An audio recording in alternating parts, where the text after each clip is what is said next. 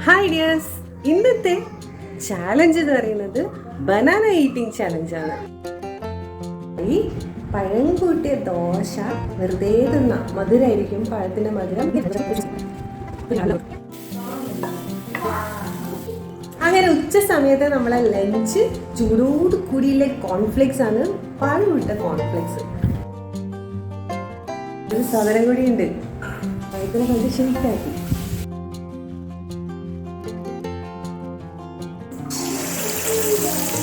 അപ്പൊ ചായയും അതിന്റെ കൂടെ പഴത്തിനെ കൊണ്ട് ഒരു സ്നാക്ക് ഉണ്ടാക്കിയില്ലേ, അതും.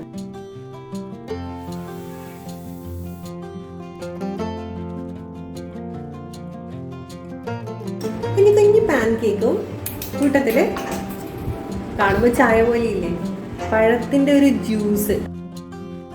ആദ്യമായിട്ട് കാണുന്നവരാണെങ്കിൽ സബ്സ്ക്രൈബ് ചെയ്യുക. നെക്സ്റ്റ് വീഡിയോ ഇത് കാണാം.